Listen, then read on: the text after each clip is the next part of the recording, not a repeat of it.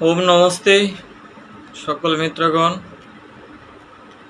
এখনকার আলোচ্য বিষয় অসবর্ণ বিবাহ। অখণ্ড সংহিতা বা শ্রী শ্রীমৎ স্বামী স্বরূপানন্দ পরমহংসদেবের উপদেশবাণী ঊনবিংশ খণ্ড হইতে পৃষ্ঠা 334। প্রশ্নকর্তা প্রশ্ন করিলেন, অসবর্ণ বিবাহ যদি কেউ করে তাকেও আপনি আশীর্বাদ করবেন কি? স্বগোত্রে যদি কেউ বিবাহ করে তাকেও আপনি আশীর্বাদ করবেন? আত্মীয়তার নিষিদ্ধ গণ্ডির মধ্যে যদি কেউ বিবাহ করে তাকেও আশীর্বাদ দিবেন?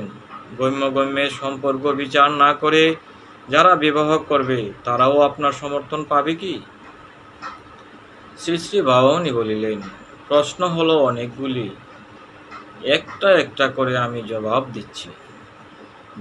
যে গোষ্ঠীর ভিতরে পারস্পরিক বৈবাহিক আদান প্রদান চলে এসেছে তাদের বলা হয় সবর্ণ। সাধারণত ব্রাহ্মণে আর ব্রাহ্মণে, স্কত্রিয়ে আর স্কত্রিয়ে, বৈশ্য আর বৈশ্যে, শূদ্রে আর শূদ্রে বিবাহ চলে, একে বলে সবর্ণ বিবাহ। সবর্ণ মানে সমবর্ণের লোক। যে বর্ণের সঙ্গে যে বর্ণের বিবাহের চল নেই তাদের মধ্যে বিবাহ হচ্ছে অসবর্ণ বিবাহ। দুই বিভিন্ন বর্ণের মধ্যে বিবাহে সাধারণের আপত্তি কেন? এরূপ বিবাহে বর বা কনে বা উভয়ই বিবাহের পরে নতুন সমাজের লোকের কাছে আদরণীয় হবে না, উপেক্ষার, অবহেলার, অবজ্ঞার, অসম্মানের পাত্র হবে। উপেক্ষা কেন? অবহেলা কেন? কারো বা জাতিগত শ্রেষ্ঠতার অভিমান, কারো বা প্রতাভঙ্গজনিত নতুন পরিস্থিতির সঙ্গে যোগ্যভাবে বোঝাপড়া করার সামর্থ্যের অভাব। কুসংস্কারটা হয়তো সমাজের লোকের, কিন্তু একাত্মীতের দুঃখ ভোগ করে এই দুঃসাহসী নবদম্পতি।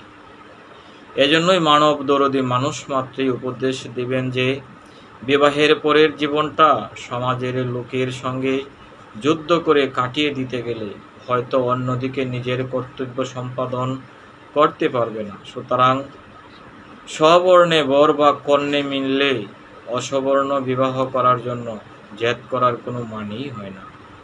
কিন্তু তবু অনেকে এমন বিবাহ করে।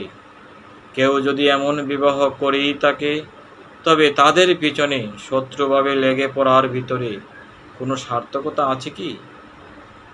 সামাজিকভাবে তাদের পুত্রকন্যারা ভাবিকালে কিভাবে গড়ে উঠেছে বা বেড়ে উঠবে এই চিন্তাটা তাদের করতেই হবে।